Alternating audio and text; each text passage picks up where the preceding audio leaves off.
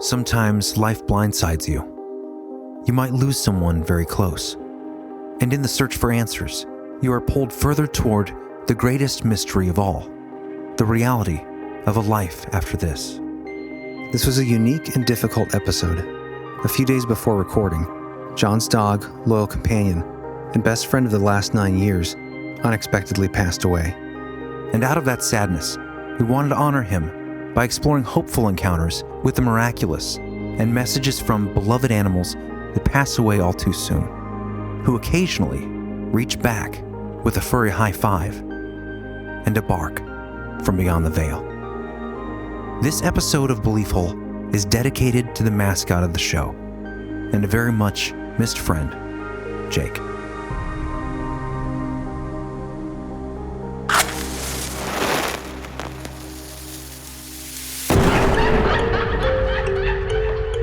Conspiracy, synchronicity, Sasquatch, homunculus, alien races, Satanism in Hollywood, MK Ultra, Tartaria. There's like a whole, I've been watching this one guy. Close the door, Ed. Jeremy, close your door! What's the, Inner Earth Disagreements. Ghost Dad? I like that movie. Dogman, Bohemian Grove, Corey Feldman. magicians are demons, Specters and spirit spooks. summonings, paralysis, strange disappearances, Sky whale phenomenon. alternative history, shadow people. Shh, quiet, I'm trying to say words with the mouth. It's getting dicey out there. Poltergeists. That's cool. Anunnaki. What is the moon? Elf Towers. I would never talk about it. That's old. Y2K. Cover-ups. Apocalyptic catastrophe. Vampire.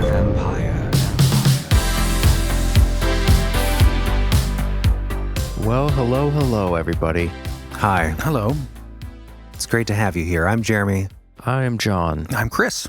And today, Today we have a slightly different show for you. It is a slightly somber episode. As some of you know, I lost my friend Jake, my dog, my best friend, April 9th. So 4 or 5 days ago now. And so, yeah, we're going to be doing an episode that's not quite as, I guess, joyful and fun as some of our episodes, but it's going to be a hopeful episode. It's going to be kind of a reflective episode. mm-hmm. It is going to be basically on people's experiences of animals touching base with their owners from the afterlife. That's right, from the other side. You guys might have noticed, those that follow us on the social medias and members who've received emails, that we put a call out for stories.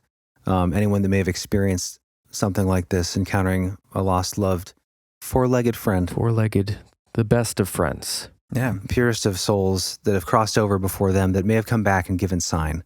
Boy, there were a lot of you out there. Yes, a lot of evidence of that, I think, the greatest of mysteries, what comes after this, and the connection between people and their pets.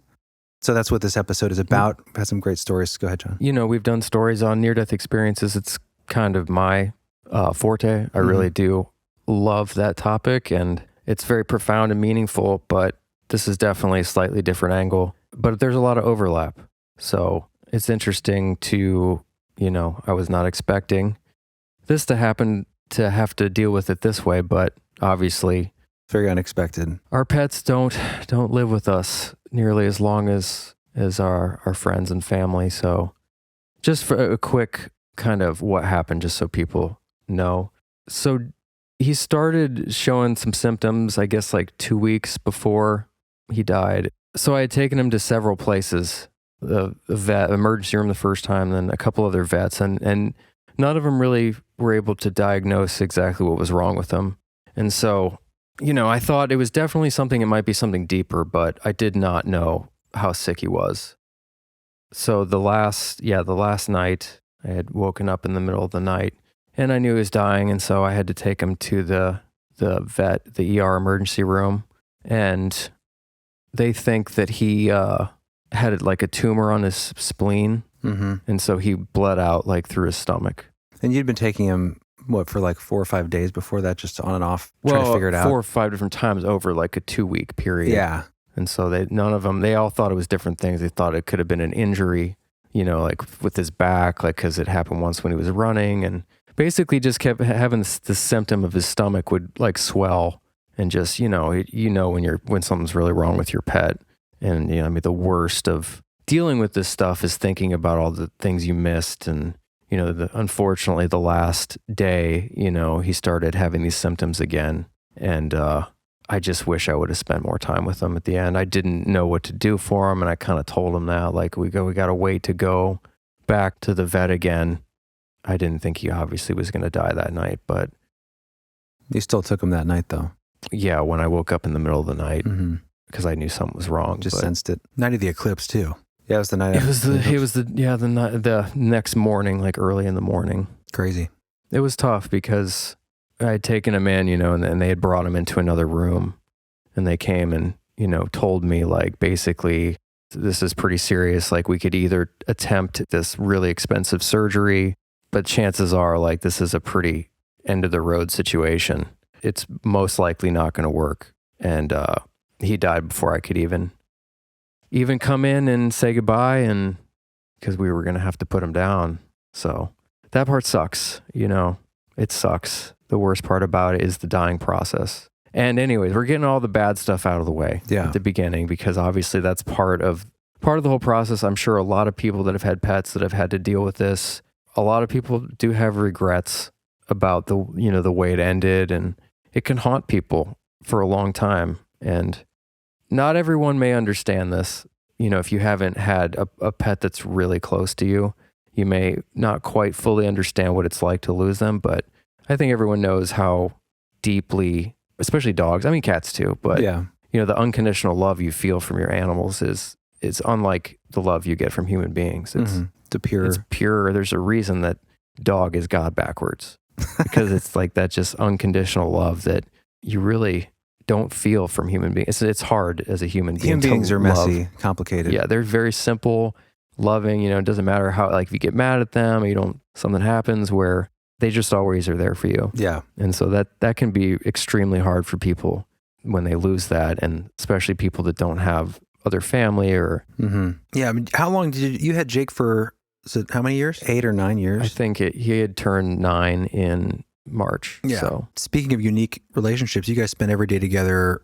Like, I don't think you had really any time off from each other for 9 years, just you and him. More than a couple hours at a time. For those that don't know Jake or my relationship, I didn't talk that much about it. I think a little bit here and there, but I think people knew he was a rescue mascot of the show, essentially. Yeah, no, that's for sure. But he was a rescue, and I think he had been abused, and so he was a big dog, very like domineering, really athletic guy, and just energy. So much energy. He was a shepherd, so he loved, he liked dominating other dogs and other animals. That was his thing, and people.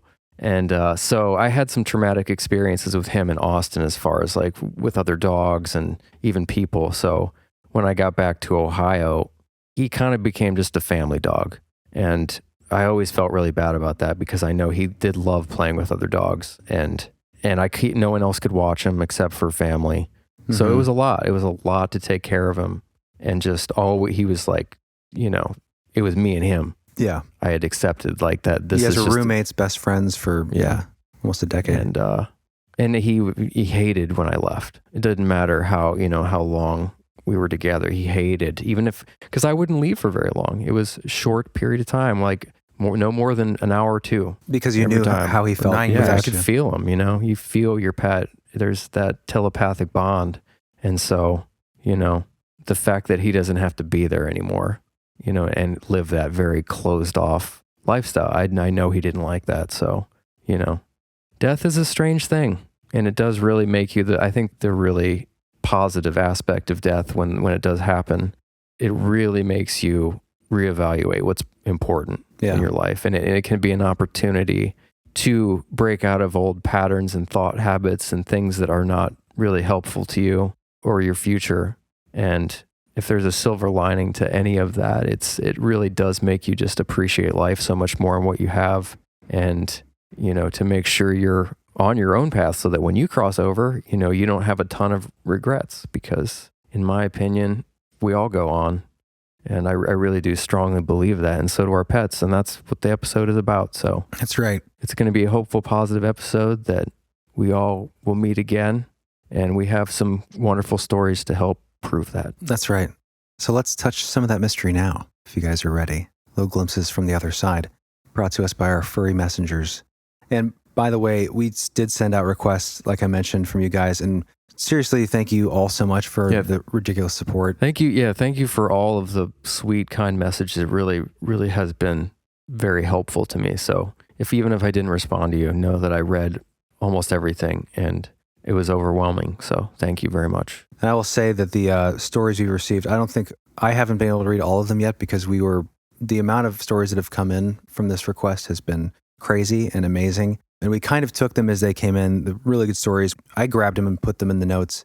And so if you do not hear your story on this episode, I'm sure we'll revisit this topic in the future. So we have those bookmarked. But also John brought up a really good idea, which would be in honor of Jake, especially to have on the website. And because people are looking for these kinds of stories online who are going through this or have been through it, we're going to have a special section on the website where all these stories we received will be posted for you guys to read over yourselves, as well as the speak pipes and stuff that will be accessible on this topic. Yeah, thanks, man, for doing that. Absolutely. For Jake, man. And this is for Jake. This is to the bestest of best friends. And beloved mascot. Everyone knows when they all feel the same way. So going through this episode, in typical kind of fashion with the Belieful, even though this is a very special and kind of heavy episode, you will notice patterns like we discuss in these kinds of topics. Patterns that point to a connection from the other side. And the greatest of mysteries, where we're headed, where our pets are headed, and where we'll find them again. And specifically, some of the patterns that I was hearing in these stories that we got were pretty obvious to me. Just sort of the physical interactions with their pets or their, like I kept saying Jake sign. We're hoping for Jake sign of head from the other side. But any pet sign you might get from someone who's passed over, you'll notice these kind of patterns specifically. And I want to read a quick quote. This comes from a Dr. Michael W. Fox, who is a veterinarian and author, and I think is or was vice president of the Humane Society at one time. But he did a number of books studying this phenomena, specifically with pets crossing over and then communicating afterwards. I'm going to read just a short quote from this, and then towards the end might wrap up with the finalization of his quote, because it kind of is a nice bookmark for this whole phenomena. Before you do that, though, I mean, I think that these messages or signs are interchangeable. Like they could be, I mean, very similar as far as from humans too. So, oh yeah, for sure. If you've lost someone that's a human, yeah. Sorry, just one of the stories where I was thinking of the signs because I know one of the patterns is feeling like the feet walking on the bed. I'm just picturing like your grandpa. He's like walking up to your chest and sitting on you, jumping on your lap. Right. But I would say just, I mean, you'll know. Sign in general. Don't dismiss stuff that you feel like is a very profound message. Yeah. Because, I mean, whether they're from animals or people that you loved, I think they come obviously from both. So yeah, absolutely. Okay, well, here's a bit from this. This comes from Dr. Michael W. Fox, Animal Spirits, Companion Animal Communications After Death, and we'll link this in the show notes. The after-death physical manifestations of dogs and cats to their human companions point to other realities beyond this mortal plane. Such manifestations are sometimes visual, either as an aura of light or even a clear image of the animal, or are often purely auditory or tactile, as when the deceased animal's footsteps are heard. A cold nose is felt on one's leg, or a deceased cat is felt jumping onto the bed. These phenomena suggest that there is more to the states of life and death than we fully comprehend. There is some form of being, not non-being, after physical death, possibly in a transitional form or state for some time after separation of the physical body, from the supra or metaphysical that some call spirit or soul. And so we'll read a little bit more from the doctor later on after hearing our own stories of evidence of barks from the beyond. So keep an ear out for some of these patterns that will kind of perk up throughout these stories from our own listeners. Things like footsteps, jumps onto the bed, very specific kinds of things. These are patterns, I think, that in a way point to the post-corporeal communications that manifest in these experiences. So I'm excited to hear from our own listeners. Yeah, for sure. Some of these accounts. This is just a short, sweet one. I thought was kind of a good way to start the episode. German Shepherd. A German Shepherd, yeah. I call this Many Paths. Hey guys. First, I'm sorry for your loss, John. I had to put my dog down a few years back, and it was the most painful experience of my life. I feel your pain. My story isn't anything too crazy, but I wanted to share it. As I said, I had to put down my German Shepherd after his health rapidly declined about 3 years ago. It was extremely difficult. One night, about a year later, I had a dream, or perhaps a projection. It was much more real than a normal dream, and felt more like astral travel. I was in a strange place, with several wooden stairways and paths, all in a forest. Then my dog came trotting up one of the paths to me. I was of course ecstatic to see him, and he was happy to see me, but it was a short encounter. He turned and walked down another path that I inherently knew I couldn't follow him down, and he didn't seem to expect me to, and he walked away. I woke up and knew that he was just dropping in to say he was still around, and I'd see him again. Death is just a step along the way. I know you guys know that. Nothing really changes but our frequency, and you'll see Jake again. I'll tell my dog to look out for him until then. I've been a listener for years now, since season 1, sending a lot of love. And then John, this next part's just for you. He said, and just for you guys, if you read it, especially John, I've been in the military for 12 years, most of which in special operations. I've seen and done a lot of difficult things, but writing this brought me to tears thinking about my dog. Dogs only exist to love and to be loved, so losing them is worse than almost anything else. But the one thing they want from us is our happiness. Don't stay down forever. Thanks, man. That was a good one. Short but sweet. I really like the way he phrased that about switching to a different frequency. Energy is neither created nor destroyed. Yeah, whether we're tuned into this particular energy at this time or not. It's just a shift. Exactly. That's one of the things the doctor mentioned too, is that the idea of, he describes absence and presence. Even though something is absent, like when someone dies or a pet or a loved one dies, they're absent, but that's not proof of non-existence. Right. And we'll get into a little more of that later on, but I just think that's a really nice way to put it. Yeah, it's the same thing with the frequency. Just because they're absent from here doesn't mean they don't exist somewhere else, especially when there's signs that come through. It's interesting too with these stories with people experiencing their pets that have passed. It's very similar to when people have passed, relatives, when the dream seems more real than a dream. That's why I think he was saying maybe some sort of projection. And you remember it perfectly many years later. Yeah. You know, that kind of thing.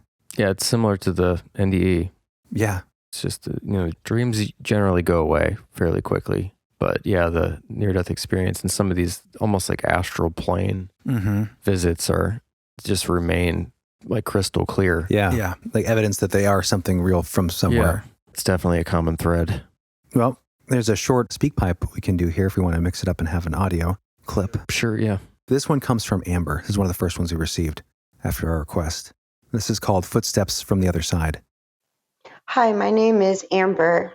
I live in Baltimore, Maryland. This story is a short one, and it takes place back in 1999. I was living down in Churchill, Tennessee. I had 2 twin cats named Bonnie and Clyde. Both were bullseye tabbies. They were young, and it was time to get the male fixed. I did not want them to try to breed, and I didn't want him to spray.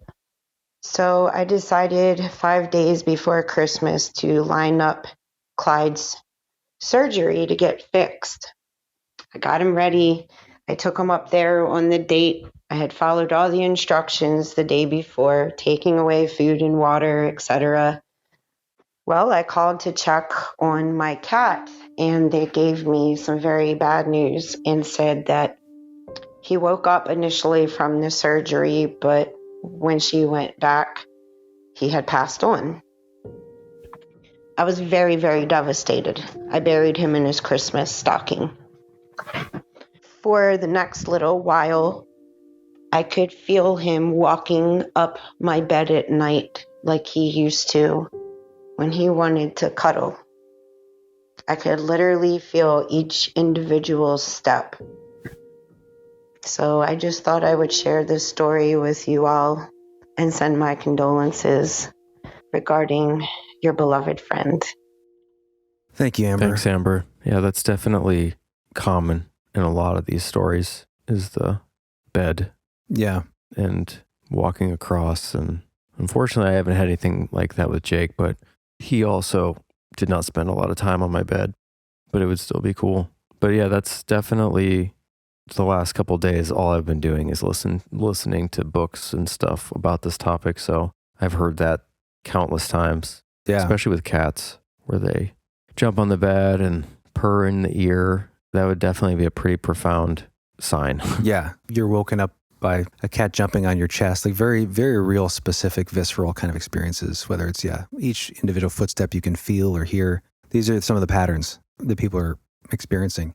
Animals just leave so quickly too. Mm-hmm. You know, it's just a lot of times just so unexpectedly, and people are just not ready. You know, humans tend to people can too, obviously, but generally if people are sick, there's like a slower process of, treatment, and where a lot of times animals die, they're just gone, They also have no way to communicate in a real way. So it's like, if you're sick for a while, if you're a human, you might be like, I get that. Well. I'm talking kind of specifically about something like this. Right. Or Leo, Brian's dog. Yeah. Where it's just like a normal surgery, Exactly. I mean, there's something about that just makes me feel like that was part of the plan. Was supposed to be that way. Yeah. Where it's like they don't stick around. If they're here to teach us certain things, and they're gone. And it's just, that's part of the plan for some reason. You're here to learn something from them, and then, they don't stick around. They don't have the weight of humans that get wrapped up in things. They're just... Yeah. So, I mean, not every time, but a lot of the times they can just leave so unexpected. Yeah. It can definitely leave a big, big hole. So thanks, Amber, for sharing. I really appreciate it. And hopefully you have some more animals back in your life. Yeah. This next story comes from Cody, that she contributed on the Discord. And this took place in 2013 in upstate New York. And it is called Deceased Dog Contacts Medium. This is a great one. Oh, this is a really good one. Hard to deny this one. Yeah. I unexpectedly lost my young dog. I was devastated. I spent every day crying. My mom had also just died. Embarrassing but important. I give my pets voices and make them say stupid things. Every pet has a key phrase. This dog's key phrase was, "That's so cool." If he got a new toy, I would make him say, "This new toy is so cool." One night I had a dream. Momo was on my couch. I was asking how he is, asking if he's okay. A random coworker of mine, Lori, was also on the couch, between us. Every time I said something to the dog, Lori would respond for him. Frustrated, I said, "What are you doing here? I'm trying to talk to my dog." And she continued to answer on his behalf. Dream ends. Not long after that, I get a random work message from Lori asking me to come to her office. I was filled with dread because she worked in HR. She asks how I am. With hesitation, she asks if I'm open to things like psychics and life after death.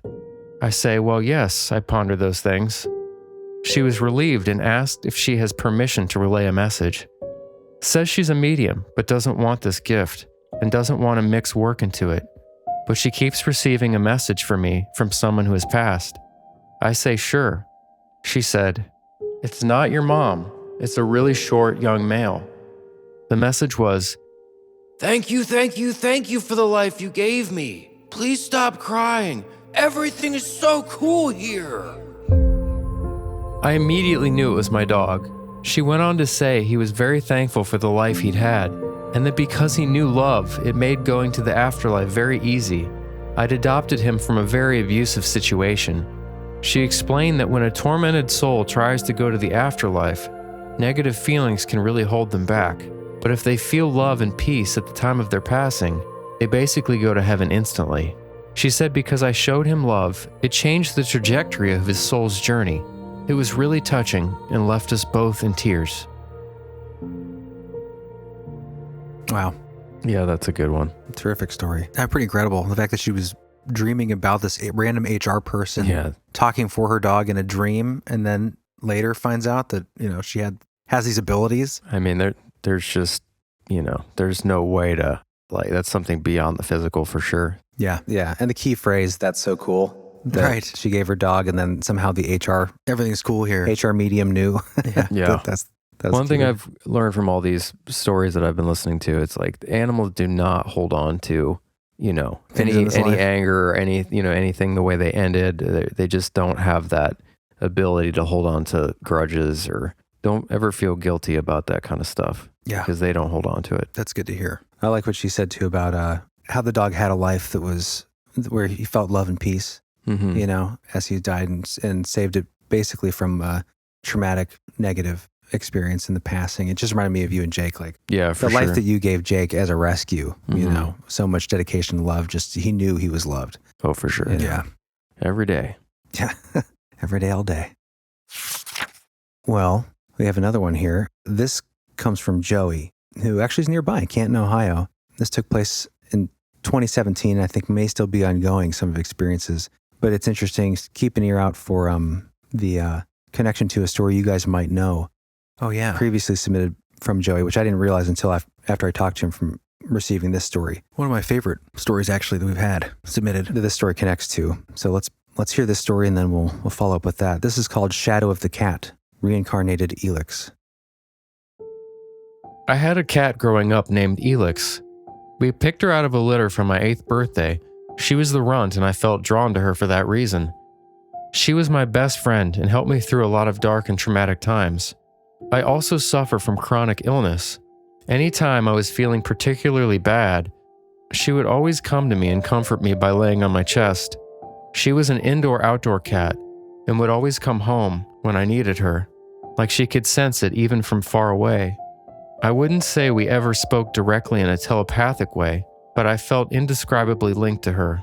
She passed away due to a brain tumor when I was 19. I had lost my best friend, or so I thought. She showed up to me in dreams, always with the theme of her feeling lost or forgotten. After some time, though, I started seeing shadows that looked like her out of the corner of my eye. I would also have times of laying in bed, feeling particularly bad, when suddenly there would be the feeling of something jumping onto the bed and a pressure on my chest. I knew it was her. She found me again. These moments comforted me for a few years, until one day they suddenly stopped happening. I figured she had finally moved on. Shortly after a few months perhaps, a friend of a friend was trying to sell puppies they accidentally had. We already had 2 dogs and weren't planning on getting any more. But once we saw the state of one of the puppies was in, we had to rescue him. He was the runt of the litter, skinny, dirty, and sickly. So we took him home. As he grew up, I felt that same connection with him as I did with her. He started clearly sensing when my chronic illness would flare up, and he would crawl onto me and lay on my chest. He would look into my eyes the same way she did. I don't know how to describe it other than just simply knowing. I believe wholeheartedly that my cat was reincarnated and is now living a new life as my dog. Love it. It's pretty beautiful, that's man. crazy. I've heard that a lot with cats, you know, sensing someone's sick and crawling up on the chest. And I hear dogs crawling up on people's chests. So it's interesting, you know. Yeah, for sure. That's definitely unique. Yeah, I've definitely listened to a lot of the reincarnation stuff where they tend to follow you around. It's not like a guarantee that they're going to do that, but it's definitely not uncommon, especially if you had a really strong bond. Mm-hmm. So if you notice like very similar habits, and I would think it's more of like a feeling. Yeah. You know, you just kind of know, like she said, it's not something you can probably easily define. Oh, yeah. Like he said, there was that specific, I mean, looking into the eyes and, yeah, like you said, a knowing. I think there are like habits that are definitely like uncanny. At times people experience like, probably okay. looking into the eyes too. I would think that there's, you know, this whole episode is not going to be like a hard science prove it kind of thing. It's a lot of anecdotal. So, I mean, you have to kind of like, we have to be open-minded a little bit to even entertain some of this stuff. But yeah, I think a lot of stuff in this vein is very personal and very feeling oriented. Yeah. And you kind of have to experience it yourself to be proven one way or the other. Yeah, I think there are studies, there's, you know, especially when it comes to NDEs in general. It's still a pretty new field. Yeah. I mean, you know, we don't, especially the modern scientific world doesn't spend a whole lot of time on this. Yeah. This is still very, very new in a lot of ways, the near-death kind of stuff. But it's growing. I mean, there's a lot of people that are opening their mind more and more to these ideas. Mm-hmm. And a lot of scientists and doctors too. Yeah. That are studying it. Yeah, I've listened to a lot of doctors that have completely changed because of their own personal experiences. They were very earth-based, you know, atheist or Materialist. very material oriented, and they have these death experiences, like, and it completely changes the trajectory of their life, and they end up in the field studying or speaking about it. Yeah, and like you said, this episode is obviously not like a really prove-it fact-based kind of effort to explain the unknown, but it's still about the miraculous and the magical, and I think our connection with that, with the mystery. A lot of the stuff that we talk about isn't provable. Well, yeah. But it's not like there isn't a lot of, I don't even know how science would have to be serious about studying it to even begin to study it. Yeah. And we just don't have enough efforts going into the field. So a lot of it is anecdotal. A lot of it might be unsolvable. Well, there's a lot of provable stuff in the near-death experience world, but it's not like science. It's like, okay, so this person was dead and the doctors, they heard the doctors and they saw family members in the other room and they could in detail explain all this stuff to people. Yeah, like their consciousness left their so body. They had the experience of that's impossible. Yeah. But still, it's not like repeatable sort of thing, and people have to believe that that's the story. Yeah. Right. Yeah, it's scientific in the way that there's plenty of studies that have been published on this now through different doctors and scientists collecting data and that kind of thing. Been developing this field over the past 30 years. But especially the animal stuff, I doubt there's many studies that have been published on animal-specific NDEs. It's got to be an extremely difficult thing to study. Like gather accounts. And, yeah. Those are the studies that have been published through.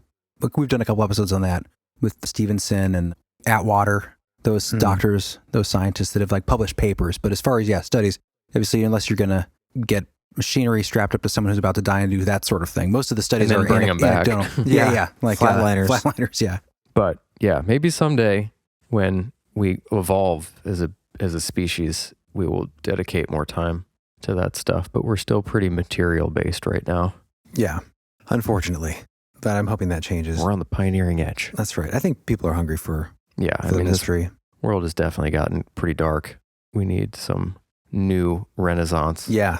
And that's a little bit of that doctor I quoted earlier, part of his paper that I was reading that I'll quote from more towards the wrap up of the episode. But it definitely goes into that, like the nihilism and materialist world and how, basically this is something that kind of is fighting against that, is this reality people are experiencing. Mm-hmm. Did you mention who he is? I didn't. Yeah. You did say that? Okay. He was a doctor, author, veterinarian, and is he like the vice head the president of the Humane Society? Yeah. The National Humane Society or something. Anyways, we'll get to more of that later.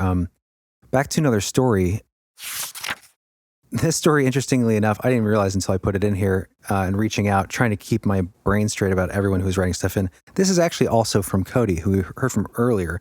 And I already put in here because the story was so good. And again, if you guys do not hear your story, we'll be in touch and we'll have this posted on the website, as well as probably future episodes on this. But this is such a great story we got early on. This is called All Dog Owners Go to Dog Heaven. And I think Cody called it Deceased Dog Visited Me. This story takes place in 2007 in upstate New York. The dog we had growing up, Mo, passed away from old age when I was about 18. I was extremely close with him. While we were at school and work all day, Mo would spend his days with our neighbor, Jim. They were best friends. Jim had dementia by the time I was going off to college. He didn't have long, but I never received official word of when he passed. Eventually, I had a dream which I've never forgotten a single detail of. I do not remember any dream. As soon as I'm awake, that dream is history, but this just felt just like real life. I came into the dream by suddenly walking in the fields behind our old family home. I felt the sun shining down on me and smelled the grass and the flowers. It was as it was in real life, only it was more of a meadow now, more flowers. But this was the set of fields behind our home, where I spent a lot of time with our dogs when I was young. Suddenly, I looked down and see Mo trotting along beside me. In life, he had become fat and gray with old age, but here, he looked his absolute best. He had a huge doggo smile on his face, and I heard him tell me telepathically, "I just want you to see where I am so you know I'm okay." And I was so happy. I just started frolicking around with him in this meadow behind our home until we got to Jim's yard. Jim was mowing his lawn the way he always had been doing in life. I looked at him, he saw me, and I heard him say, without his mouth moving, again it was telepathically, "Hey, you're not supposed to be here."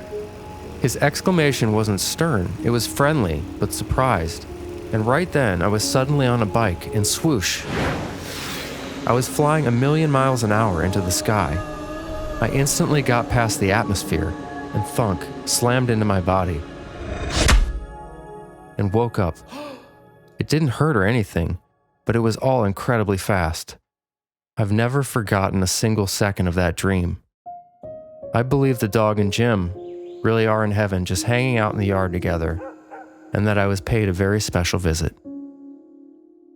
Well, that's a cool story. Yeah. I feel like that's another really common thing in the near-death experience is the people realizing like, hey, you're not supposed to be here sort of a thing. Like, I mean, that makes me feel like wherever she was, that it was obviously more than just a dream. Yeah. That astral plane. I don't think it was probably the final destination of where they probably really are, but it seems like there's a middle ground that we can reach when we're still alive. Yeah. It reminds me of, we talked about, we did a book on journeys out of the body, and also I think it was the Inner Paths to Outer Space, but where the descriptions of this astral plane, when they were doing experimentation in these places, they would run into family members, and I think even pets, we talked about that had died, where there seemed to be like a middle ground of where like both, but you still as a living person weren't supposed to be astral traveling to this place. Right. It was a very similar thing, which definitely gives it credibility in my mind.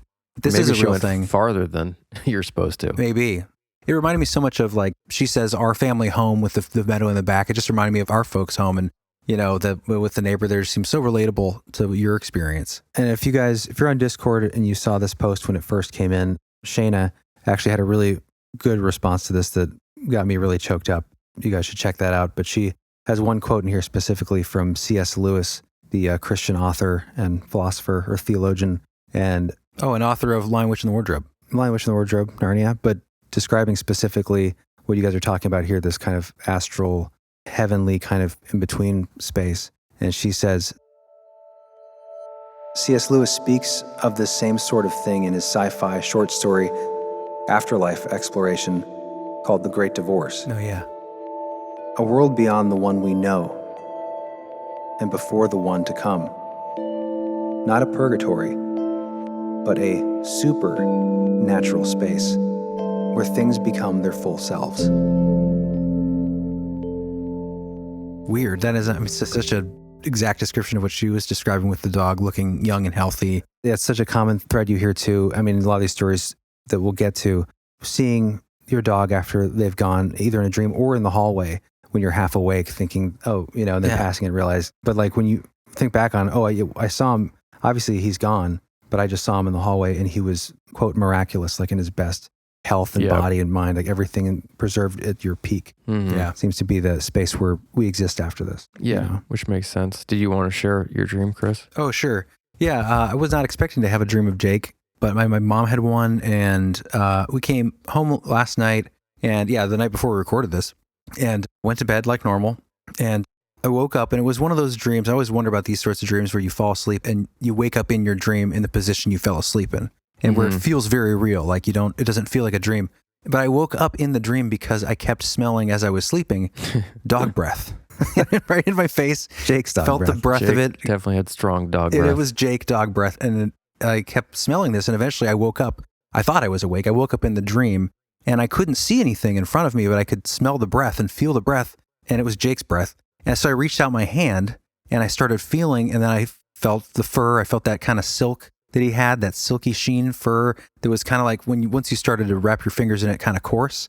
And I just started to, and then remembering he's dead, and then the hug, but feeling it was Jake, and then I could see him. And then at some point I was, I woke up the next morning. And the dream also was very like, it felt, because I've had sleep paralysis before, it felt very much that sort of feeling where you feel awake, you're very awake, but your movements aren't quite as natural, and you feel like you're kind of struggling a little bit with yourself, with your body. And so I was wondering, today, was this sort of an astral plane situation because it was the exact layout of the room, all this, and because of course almost Jake like was out there. of body slightly. Yeah, it was really cool. Yeah, and then what's weird about that is what's weird is earlier outside the same room at my folks' house that night, we got home after preparing a lot of the episode, and it was late, dark, rainy, stormy, but the room was hot, so I went to open the window, and when I opened the window, I heard this just intense ruckus. Is that the word? Just like commotion on the back deck, like a big animal just got up and then, jostled around and like just ran down the stairs to the deck. It was just weird because it was raining Number one, I don't know why an animal. It seemed like it would They definitely wouldn't want shelter on the top of a deck. Yeah, There's nothing up there right now. You'd be is under there? the deck. No, there's no coverage up there. It was just like right by the door. Very strange. And Jake was known to move very quickly Yeah. to get up. Like he was on. If I you always made a said he was movement- on. He was on like a hair trigger. Like if you moved, it was Yeah, exactly. jump up. And that was the exact, whether it was Jake or not, that was the exact movement was I opened the window and then it was that immediate just like scurry. Right. And it was a big animal in the rain on the deck. It was just weird. And then for Chris later going to bed in that same room to experience that same thing, who knows? But yeah. No, that definitely. Yeah, I'm looking forward to one of those experiences. Yeah, man. Yeah. I do believe that there are things, people, animals that operate just on the other side of our visible spectrum, and whether that's the in-between space between here and heaven, or that greater reality or the oneness or whatever we end up in ultimately, or even before I heard reincarnation. that. I mean, from a lot of different sources, they kind of overlap. Mm-hmm. And the reason you can see your animals sometimes is that dimension is for a brief second, it's aligned enough Mm-hmm. that you can see like they overlap enough that you can briefly see them for a second. It makes There's sense. a lot of experiences where people have seen like full apparitions Yeah. of the animal. We have a story or two like that actually coming up in this episode. So let's move on if you guys want to. Some really good stories. Thanks, guys, again, for sending these in. You guys might recognize this voice. This was another great submission that came in pretty quick after our request. This I call I Know She Was There. And this comes from Cameron. Hey guys, I saw that you put in a special request for pet stories. And I just wanted to start by saying, John, I'm so sorry that that's happened. It truly is a heartbreak that you can't explain to anyone unless they felt it. And that's exactly why I wanted to talk to you guys about my Winnie. A few years ago, I saw this absolutely beautiful white dog on our local rescue page, and instantly I felt like I just had to go get her and bring her home. She was a 3-month-old puppy, and I didn't even know what type of dog she was, but I just instantly had a connection with her. So picked her up the same day, brought her home, and me and her were inseparable. She grew to be a true giant. She would put her paws on my shoulders, and she would actually stand taller than me, and I'm 5'3". Winnie made me feel safe, and no matter what was going on, she was right there. And she and I she was my soul dog. I still, to this very day, there's not really a day that goes by that I don't miss her. But she was amazing. And one particular day, she started acting just a bit off. Nothing too crazy. But it concerned me enough that I called the vet, and the vet, said if she got worse to bring her in. So the next morning, the first thing that I did was go check on Winnie. And I walked outside and I called for her, and she didn't come. So I immediately started to look for her, looked all around the yard, and I found her under the porch. And the night before, she had almost been completely herself, just a little off. So I sat with her and cried with her and told her how much I loved her, because I knew that I didn't have time to take her. It was totally unexpected and totally shocking, because she was just her normal self the morning before. No signs whatsoever that she was not well. I thought maybe she had a tummy ache that the vet could help us with, but she didn't even make it to the vet. So it was just me and her, and I sat with her, and it was one of the hardest moments of my life, but I felt blessed to be able to be there with her and be the one that helped her over to the other side. But Winnie left a big hole in my heart for a while, after that. And I couldn't eat, I couldn't sleep. and I missed her so much. And I remember going into the yard and talking to her, and the strangest thing, I just felt like she was there, and I couldn't describe that to anyone. And the presence was so heavy, and I remember feeling almost like I didn't lose her because her presence was just so strong in the yard. Well, one particular night, it was about 2 nights after, I went outside and sat on the porch where she and I would stay. And this overwhelming feeling that she was there washed over me. It was the strangest thing. It was like I could do everything but see her. I knew that she was beside me, and I knew that she was with me. And it was extremely calming. It was the calmest I had felt. And the tears dried, and I knew that she was there. And it was almost like she said, "Bye, Mom. I love you." And in an instant, she was gone. And I know people say, I've heard before, that dogs and animals don't have souls. They absolutely do, because she was the purest one that I've experienced in an animal. And I'm excited to see her again one day, as she's my angel, and I know that she'll be the one to welcome me to the other side. Thank you, Cameron. Yeah, that's probably my biggest regret. Not being there that moment. Yeah. You couldn't help that, man. I just wish I would have just brought him to the yard. Just laid with him. Well, you took him to the ER, you know? I know, but I knew he was dying. And I just, the worst thought is just, I mean, I know he doesn't hold it against me, but knowing that he was just alone on that cold medical table, that sucks. I wish that I would have just laid with him in the yard and just helped him, be calm. But I mean, I'm not blaming myself, but it's hard not to think about that kind of stuff. Yeah. And, so one thing she did say too is like, you just know when there's something off with your animal, and you just really got to pay attention to that stuff, even if you just know. And I knew, I just didn't know, but I hadn't had the experience of it. And, it's just something to look out for when you know there's something wrong with your pet. Try not to ignore it. Yeah. Well, I don't want to speak for you at all, John, but it's interesting because I hadn't heard her story all the way through until you just played it, Jared. But that just reminded me of what you mentioned the other day, how she said, she went out in the yard and she just started talking to her dog. And then suddenly it was like she felt almost like he was there, or like felt a presence and felt kind of calm. And it just reminded me of how you went over back into your house again, and because you knew you had to go back eventually and work or do something there, and then it was hard to be in there, and you just decided to talk to him out loud. Yeah. And then you seemed to feel something of a presence there, and you started to feel better. I just thought that was interesting.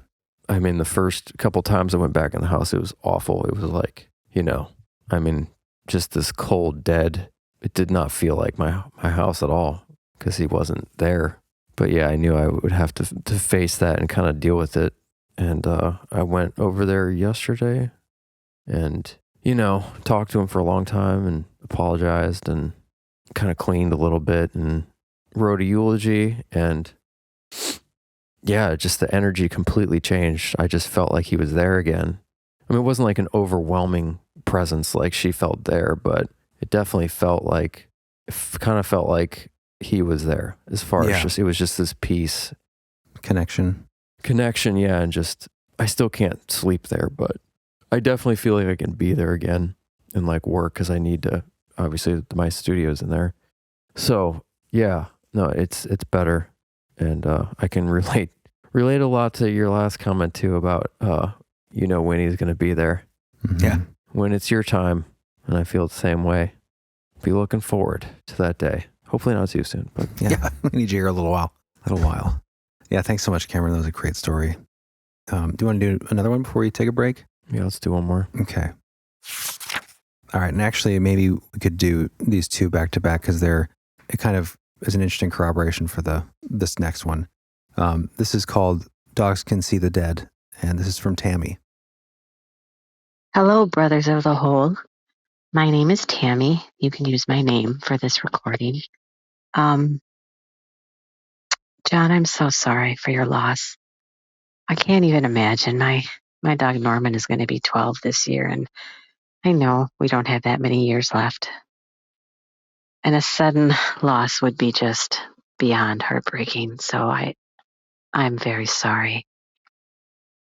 The story I want to share with you is this past February, my mother was dying, and I was at her bedside. And one of the activity directors decided to come by after his shift was done with his dog to cheer me up because I was there by myself and it had been like 7 days at that point. And so he brought his dog in around 5, 6 o'clock at night. And it's a bigger dog, kind of like yours, like Jake was. And the dog jumped up on my mom's couch. And I was scratching it and giving it a little love and just enjoying it because I missed my dog so much. And the next thing we know, the dog is staring at the ceiling, but he was following something back and forth and back and forth. And myself, the activity director, and his friend were all just stunned and amazed and weren't really sure what to think of it. But my first response was, that must be my ancestors, or maybe my dad there to come get mom and bring her home, or maybe even her mom and dad, or the angel of death. Who knows? But something definitely was there. You could feel it. And when you're by someone's bedside as they're dying, it is such a sacred space. And I'm so grateful that he brought his dog and I was able to witness that because I had felt something there. But it was really beautiful, and I'm so glad I had that experience. The other story I'd like to share is my dog, Norman. Each night, after the day is done, we sit on the couch, and he's usually down by my feet as I'm laying down watching something or on my phone, and he'll usually just sort of perk up, maybe once a week, maybe sometimes twice, but generally once a week. He'll perk up, and he'll start following something in the room, going from side to side, following it. It's the strangest thing. I don't feel anything evil. He never growls or barks, but it happens. And I often wonder, with the antiques that we have in this home, if perhaps something isn't attached to that my dog can see. It's interesting. And I love that dogs can give us, a little glimpse into something we're not sure is there, but we want to be there. At least in my case with my mom when she was dying. So I just wanted to send my sympathy, my condolences, and I hope that Jake is enjoying his new life over the Rainbow Bridge. God bless. Thanks, Tammy. I'm sure he is. Yeah. I'm sure he's having a blast right now. Yeah, absolutely, man. Yeah, that's an interesting kind of different look at what we're talking about, but the idea that animals are close to that other side even when they're alive and can see things. Yeah. That was one thing Jake never really did. Kind of surprised because I feel, fairly open to that stuff. And he was a very, emotional, very highly intelligent animal, but I never really saw him engage with anything like that, which I always thought was kind of strange. Oh, except the Whistler. That's true. And the pincher. Yeah, that was a weird experience. That was in the house that I'm still in. But yeah, for those that you don't remember or didn't hear, there was a time, I'll just keep it real short, but he totally freaked out over something that happened downstairs. There was like a loud bang, came running upstairs, totally freaking out. Never seen anything like that with him. Nothing else in the house, no one else in the house. Yeah, honestly. nothing. And just trying to get inside of me. He was so freaked out. And wouldn't leave my side that night, and normally doesn't spend any time with me upstairs. And it was in the room, and then heard this woo whistle. I can't whistle, but it just totally flipped out again. Trying to. I was just like, "What the heck was that?" And the rest of the night he was in my bed, ended up, happening again, like not the whistle, but like something looked like it was like pinching him. This is so weird, dude. Yeah. Like he would just immediately react like something had just grabbed him. Yeah. Like, yeah. Turn around and try to like grab it. And then the whole thing would happen again. We just absolutely freaked out. I thought of you, John. I don't think I told you about this. It's a crazy synchronicity. We had a submission very recently, and I won't tell the whole story. Is this coming up today? No, this isn't today. We're going to save it for a future episode. But basically, it's this experience this guy had in his home with whistling something, and that his dog heard, and that he heard. And the story's pretty dramatic. I won't get into that. Pretty incredible experience. But towards the end of the story, there is an encounter with whatever this thing was, and it pinching at his dog's butt. Oh, really? Yeah, it's in the story. So we'll definitely have to do on the next listener story episode. Okay, we can so talk about that. That wasn't submitted for this topic specifically. I don't know if it was or not, but I just saw it recently. I don't know if it was before or after. This was early on in the home too. So I think, and the whole history of the house is whoever was there before, it was some dark stuff going on there. Yeah. It's an old house. Really, it's like a parsonage next to a church. And it had very weird energy at the beginning. I don't really feel that anymore there nearly as much. But so he felt that. Yeah, that's something you definitely noticed. But that is an interesting aspect to animals. And I think before we get to the break here, there's just one really short speak pipe that was sent in by Pete, who actually is a Dogman Whisperer. But this is kind of along the lines of several people who've contacted us who are hospice nurses. Yeah. Who all have experiences or knowledge about things that go on when you're right at that precipice. And this is specifically about that same kind of thing. So it just worked really well, I think, with that last story. The clip is called Hospice Secrets of the Other Side. That would be a great topic for an episode, by the way. This is from Pete. Hey guys, I'm very sorry to hear about Jake for starters. I have 8 dogs myself. This is Pete, one of the Dogmen level supporters that you guys have. Love what you do. I'm a nurse. Just letting you, in fact, I'm on break right now. Just letting you know that a very common occurrence that happens, particularly in nursing homes that you see, and at home, so I'm a hospice nurse. Pets that normally have nothing to do with particular individuals, when that person is getting close to death or is going to die and no one knows about it, will all of a sudden start hanging out with that person. Cats and dogs, you'll often see patients and people say, oh, the dog or the cat is just attached to them, sleeps with them, won't leave their room, and they've never gone there before. As soon as we hear that, we have to start preparing the family that the patient is going to die imminently, and they 100% do. A lot of nursing homes have cats really for that reason. If the cat is hanging out in a room they don't usually hang out in, they know that the patient is most likely going to pass soon, even if there's no outward indication of that. I don't know if there's a smell or just exactly what it is, but it happens all the time. Nothing new. I'm sure you guys have heard it a lot. But if you ever want to hear anything else, let me know. I have a lot of stories from 20 years of nursing. So, okay, guys, thanks a lot. Again, sorry about Jake. That's all you can really say about that. Yeah. Interesting. I mean, it doesn't surprise me. I find that specifically curious, incredible anecdote that a lot of nursing homes will have cats specifically for that reason, as like a death detector almost. Mm-hmm. Yeah, there was a famous cat, Oscar, I think was the name, years ago that like made all the newspapers, but it was known for this. Yeah. I feel like, the smell thing, maybe they can smell it, but I don't feel like that would be the reason they would want to hang out in the room. Mm-hmm. Yeah, there's a draw for some reason. I feel like, because you think animals would not want to be around something decaying. Yeah. I don't know, maybe that's not true. But I like to think that it's because they'd like to, help comfort them on the transition. That's a nicer version. Yeah, I think that makes sense. Or the cat just likes to steal their soul. It did pop into my head.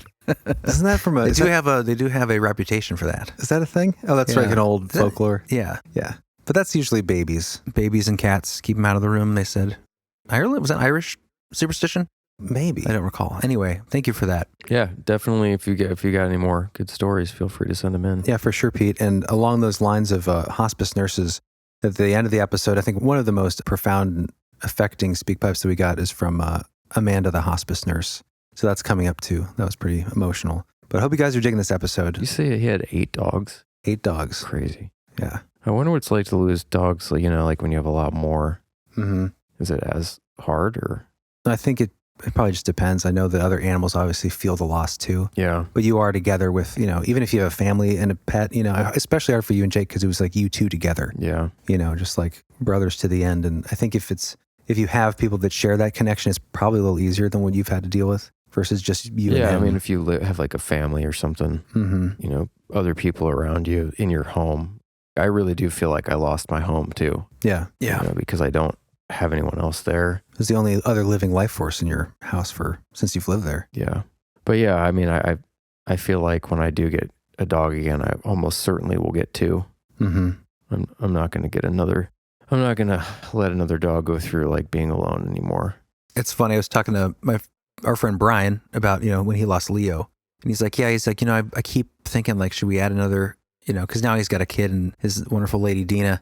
And he's like, I keep thinking like, can I get another dog? And he's like, what I keep going back and forth on, what's held him up over the years of getting one is it's really hard because he wants that connection he had with Leo being a shepherd, being so intelligent, that emotional connection, you're very aware, but also his fear is a similar fear. I think you had mentioned this the other day, was that he wants to get another shepherd because he knows that connection with shepherds and the intelligence, but the loss of that sort of dog might be much harder than, so he's like, part of me just wants to get like a really dumb dog so that I don't connect as much, so it's not as hard. Emotional intelligence. Yeah, something that doesn't seem to, I mean, that Jake definitely did feel like he had a higher level of intelligence, and that is kind of known for shepherds. They almost feel like he really did feel like a human being. Like when you looked into his eyes. They're very communicative too. With their extremely talkative. Yeah.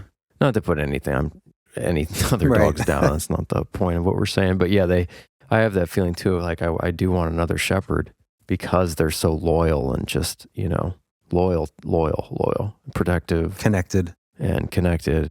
But they're also an incredible amount of work too. Mm-hmm. So much energy and and to train them, and they're working dogs, so they, thrive in working situations. Where a lot of other dog breeds are more like just cool, just hanging out. Yeah. Chill. Well, I say that we take the magic and wonder of the animal connection and the miraculous with that, and then twist it into maybe a direction towards adventure for a little breath of fresh air for the expansion, right, Chris? What's coming up for the expansion? Yes. So expansion is going to be a little lighter, a little more adventurous version of this kind of feel when it comes to the relationship between people and animals, wild animals too, that mystical bond. Yeah, we're going to be covering some miraculous animal rescues where animals come to the aid of humans in life or death situations where they demonstrate empathy where you wouldn't expect them to. A kind of intelligence you mentioned, right? Wasn't there a name for it? Oh yeah, a good example of some of these creatures in the animal kingdom that have a theory of mind is what it's called, where they can tell that other animals or people have their own minds and thinking for themselves. They see themselves different from their surroundings. So we'll get into that a little bit too, but we'll also talk about why. What causes sometimes animals that would, most often eat someone? Why in this moment are they protecting someone? Did they save someone? For example, a few lionesses in Africa, Ethiopia, saving a kidnapping victim from her kidnappers. Or we also have bear stories coming up where they help out people. Pigs, pretty sweet story with a pig. Well, not all bears are evil man-eaters, Chris. No, but more often than not, they're not going to look out for people in life or death situations. I mean, the reason why these stories are so incredible is because you don't hear them very often. Mm-hmm. I feel like you got to have a dolphin story in there. Oh yeah, you got some great dolphin stories. Megorius the Grand might make an appearance. All dolphins are magic, Jonathan. He's back. But yeah, it's going to be a really, really interesting episode. So definitely join us. It's a good twist, Chris. Yeah, I think it'll be a nice send off for Jake too. Kind of, yeah, because he was a very intelligent, empathetic. Yeah, animal. I'm sure he had his own theory of mind. But yeah, join us in the expansion if you're not a member yet. Sign up for the expansion at Bleeful.com. Click the big red expansion button, and you can join us for plenty of episodes of wonderful, interesting information and fun. Sounds good. You guys want to take a quick break? Yeah, guys, we'll see you after the break. And now for a clip of this week's expansion episode.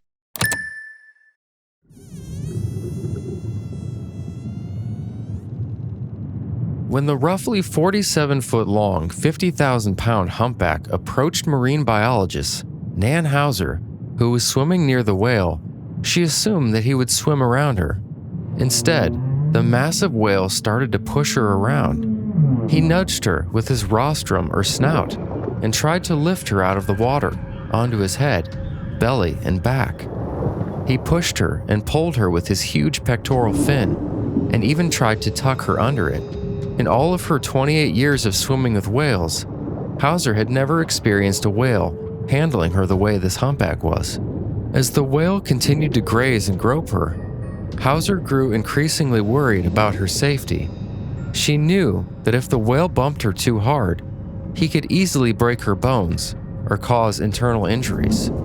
And if he held her under his fin too long, she could drown. Even though the biologist believed that her life was in danger, she tried to stay calm and kept her underwater camera rolling.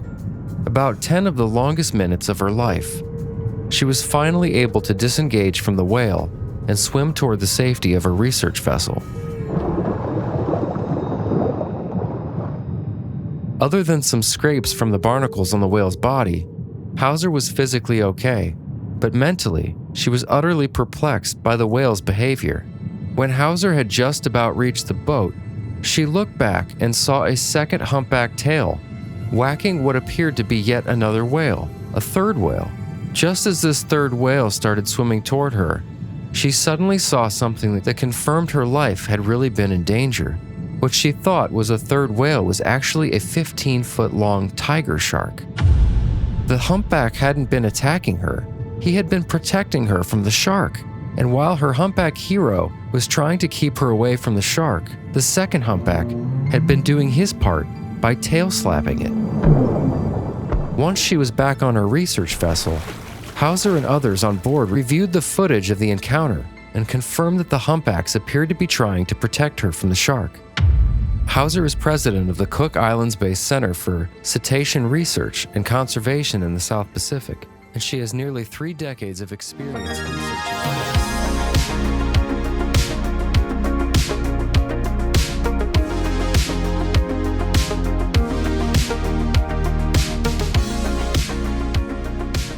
Welcome back, guys. We've got some really great speak pipes for you coming up here. This next one's pretty interesting. Oh yeah, this is kind of a different spin here. This comes from a does she refer to herself as a psychic or a medium, or is it just she just has this kind of ability? Yeah, I mean, she works with this ability. I don't know if she does it professionally, but she has psychic contact with animals. Okay. She sent this in back when we did our Animal ESP episode a couple seasons ago. Season 2? Season 2. That was a while ago. The Morphic Field's really interesting stuff. Yeah, it's an example of how it takes time to get to stories sometimes because we just have so many to go through. But this is a really interesting little account. It's a little fun too, actually. Yeah, it's kind of 3 short accounts in one. Her experiences with this ability, and there's some humor. Yeah. And this comes to us from Alida, and this is in South Africa. Well, hello from South Africa, where everyday life is actually scarier than the paranormal. I'm Alida. I recently found your podcast and I've been binge listening to it. And yesterday afternoon, I listened to the episode about animal telepathy and ESP, and it reminded me of some experiences that I had communicating with animals. My family has always been able to see things and hear things, so I grew up thinking these kinds of things were normal. So recently, a friend of mine contacted me and said that somebody she knows lost her cat. The cat ran away after a scare, and she asked me to reach out and see if I could contact the cat. And I did, and I got a response immediately. It's a cat I've never seen before. I don't know the owner. And I simply asked the cat where she was. And as you said, most animals communicate by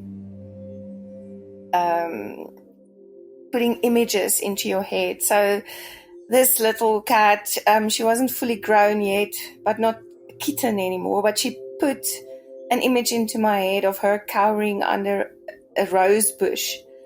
And I described this to my friend, and she said, oh yes, they know this place. There's a neighbor in the vicinity that has rose bushes.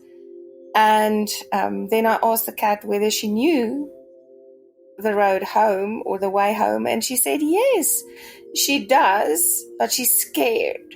And I said, okay, but the thing that scared you is gone now. So do you think you can go home? And then she put an image into my head of the back door of a house with a porch light kind of on, or a porch light switched on. And I said to my friend, can you ask her owner to go to the back door and put on the light?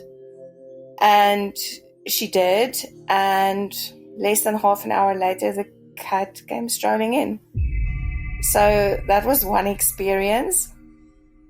And then quite a few years ago, I had a very good friend who had a miniature schnauzer. And his name was Chester, and he was an adorable little dog. And one afternoon on a Saturday, I was on my couch reading. And the next moment, Chester was standing right next to me, just looking up at me. But I knew that it wasn't the dog in person.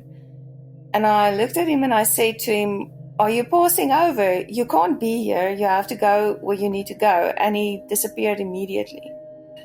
And before I could phone my friend, she phoned me and said, he took ill suddenly and he passed away. So he basically came to tell me that he had passed away. And then I had a really special bond with my best friend's dog, Chi. He was a big French poodle with a huge personality, and he had this air around him that he had this just huge ego. And at a stage, he started just communicating with me, but he didn't use images. Excuse me. He used words. He spoke in language. And I remember one morning at about 2:30 in the morning, he woke me up with, hey, hey, hey. And I woke up and he was like, I need to pee right now. And well, I phoned my friend at 2:30 in the morning going, can you please just open the door? The dog wants to pee. And she was like, I can't. He's at the vets. He's spending the night there. So he contacted me for some help. And a while later, she said to him, you have to go to Heather, which is his physiotherapist. And he looked me dead in the eye and said, Heather is an asshole, because she made him run on a treadmill. But anyway, those are my experiences. And thank you for an awesome podcast.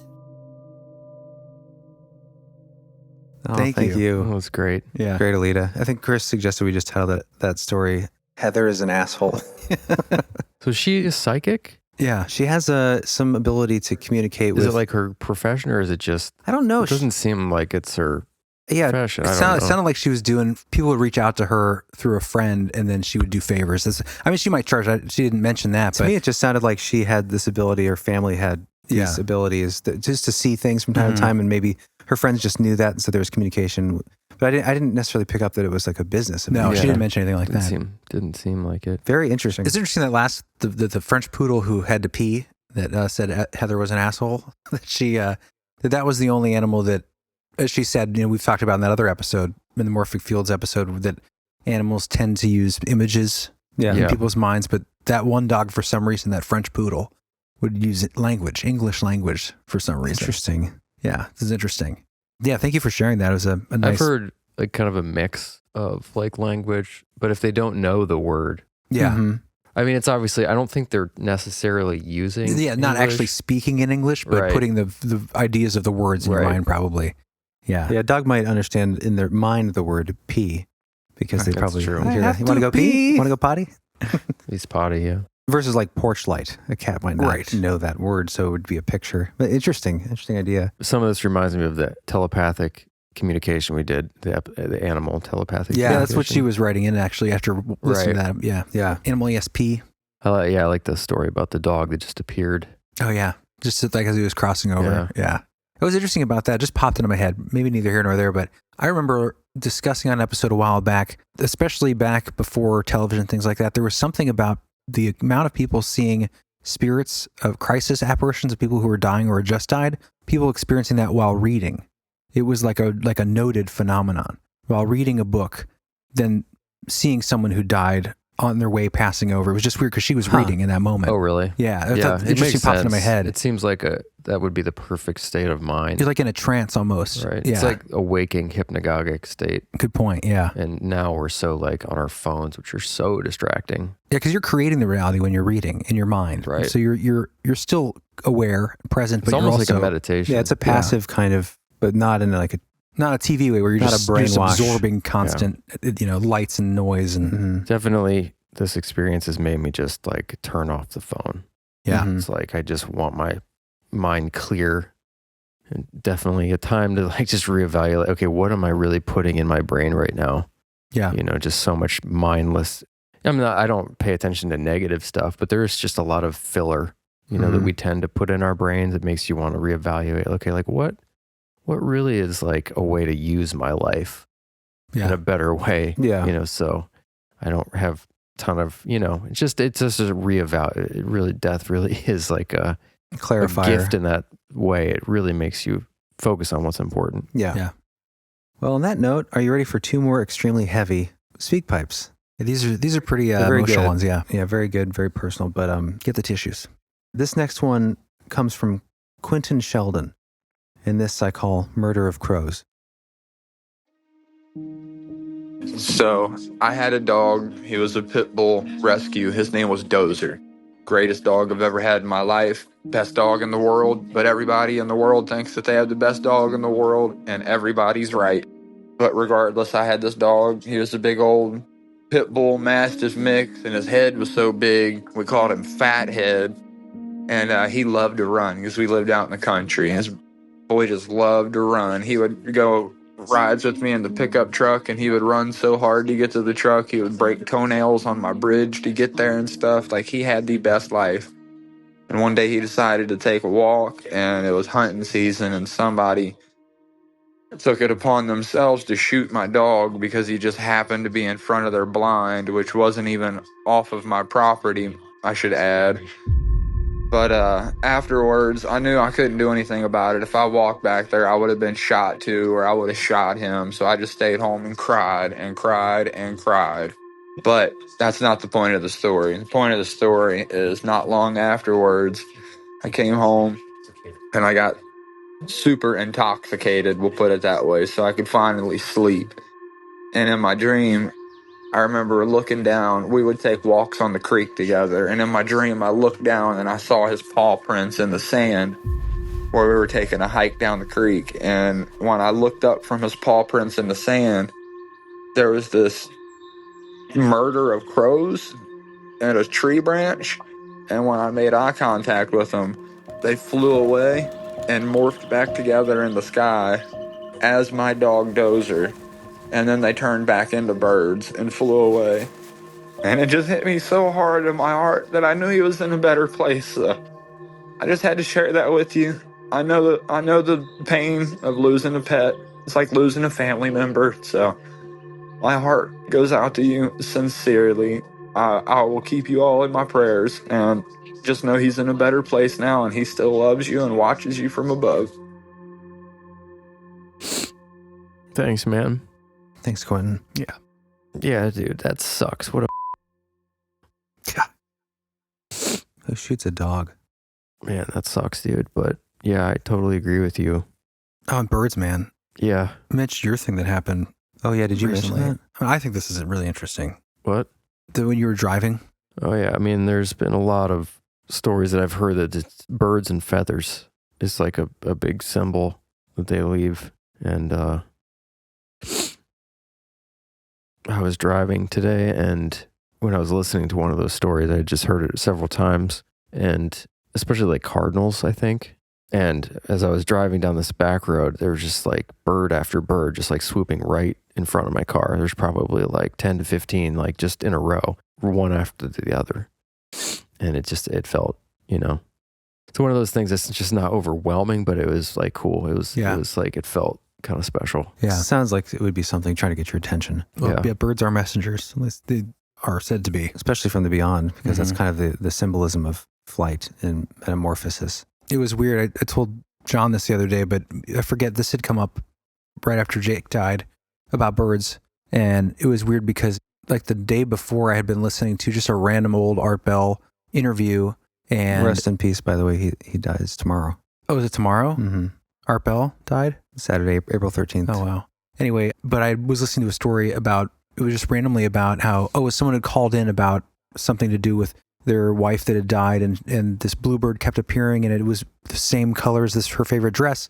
Art had said there is something about birds, because his own personal experience was that they were leaving on a trip, and I think it was the trip his wife died on. And suddenly, as they were getting in the RV, this bird came in and flew in his face, and feathers were flying everywhere and hitting him in the face. And he just felt like there was like some message it was trying to give him, because it wasn't an attack. It was like, it was just wanted to be like, hey, whatever. Yeah. And then I think his wife died on that trip, but it just reminded me of what we were talking about. There is something to birds, for sure. It symbolizes like the soul, I think, flying away. Leaving the body. Yeah. All right. Well, all right. This last story is a really good story. This comes from Amanda, the hospice nurse, and I call this Back into Bed. Hey guys, my name is Amanda. I've been a listener for a while, and I got the message about Jake, and I just wanted to say how sorry I am for what you guys are going through. It's never, ever easy. Not for anybody, not for any reason. I wanted to tell you the story of Thomas the cat. When I was 5 years old, my dad found him as a stray, wandering in the middle of Phoenix in the dead of summer. And he was this gigantic monster cat with crazy layers of black fur, just long, luxurious fur. We found out later he's a type of cat called a Maine Coon.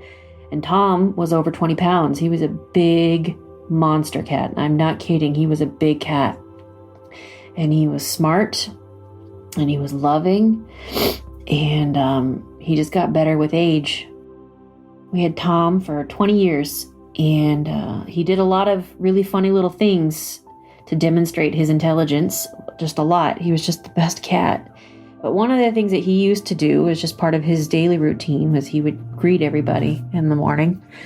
And at least for me, what he would do is he'd jump up on the bed at my feet. And it was this solid weight of 20 plus pounds of cat jumping on the bed. So it always made me stir a little bit because it was quite the thing.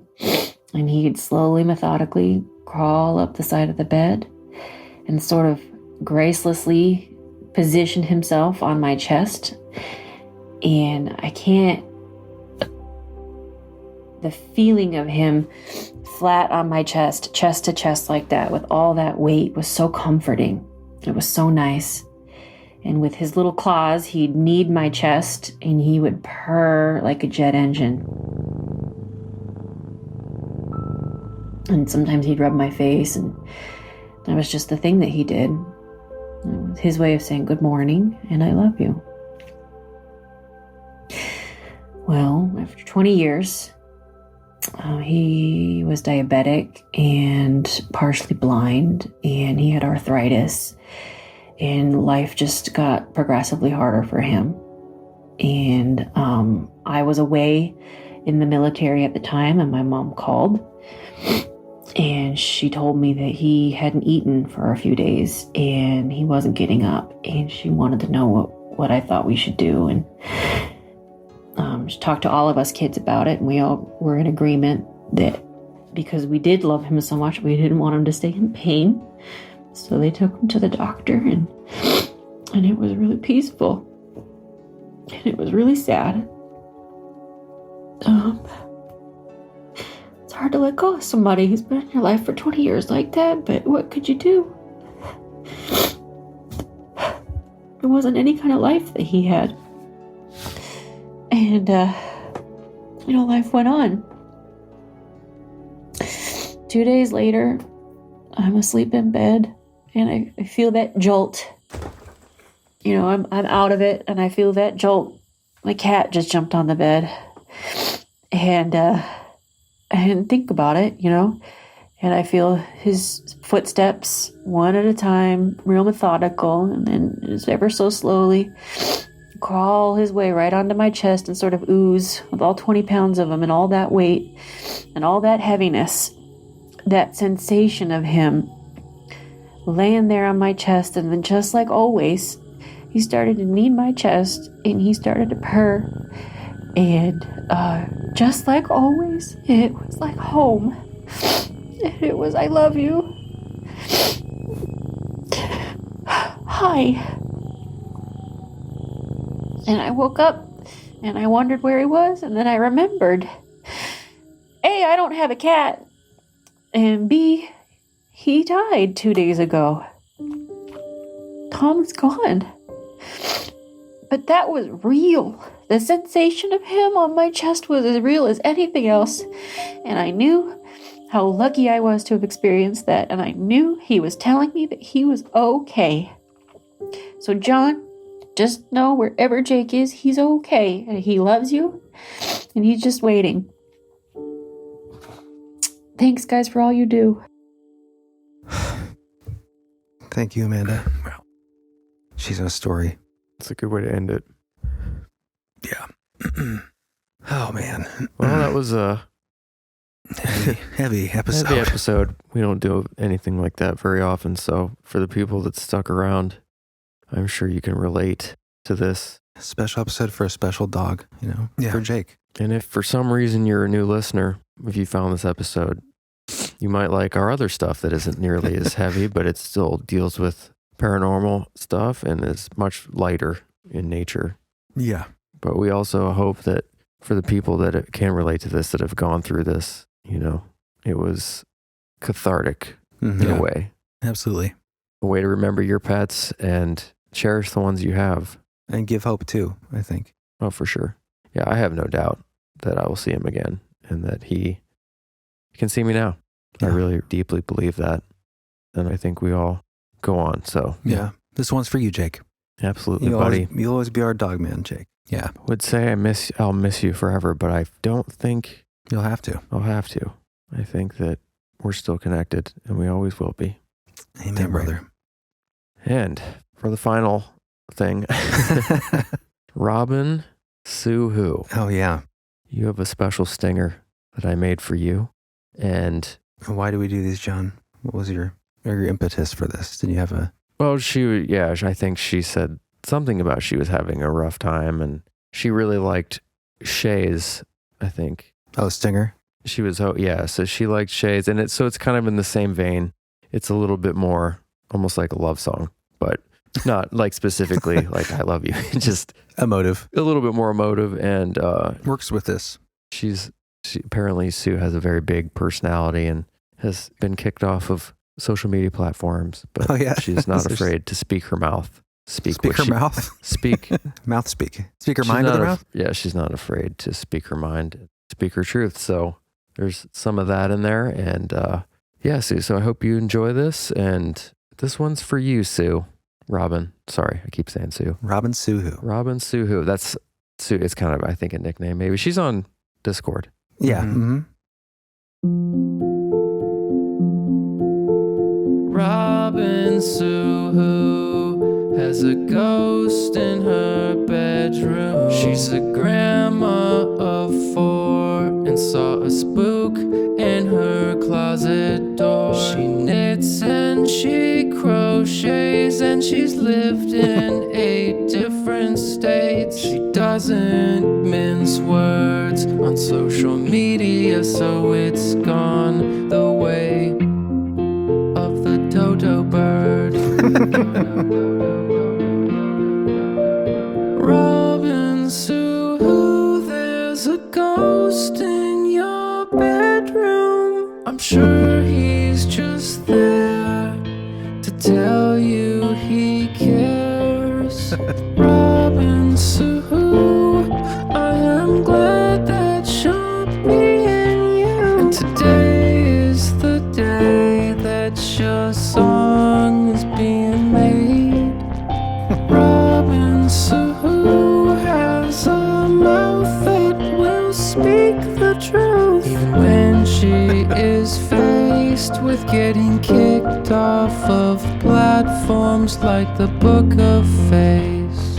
The Book of Face. Robin Suhu, you keep doing you. Nice. You keep doing you. That was great, John.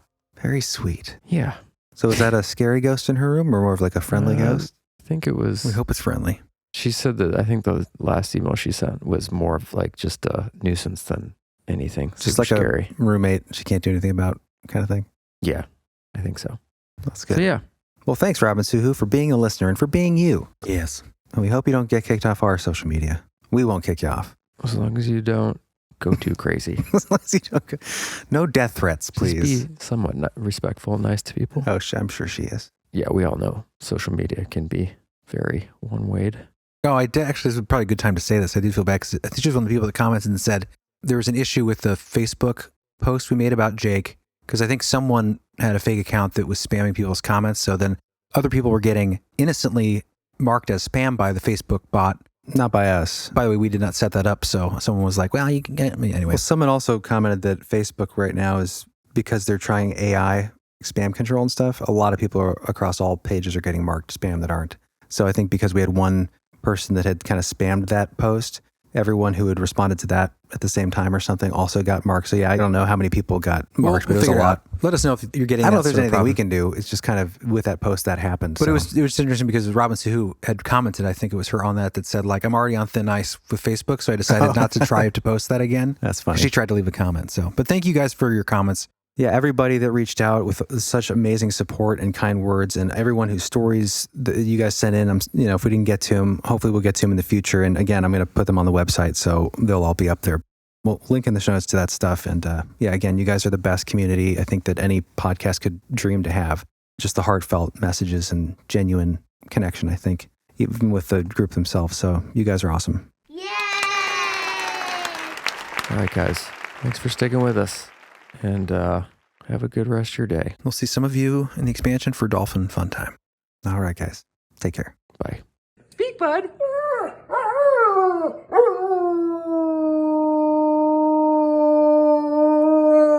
Jake, what do you think of Belief Hole? Should people come to live streams?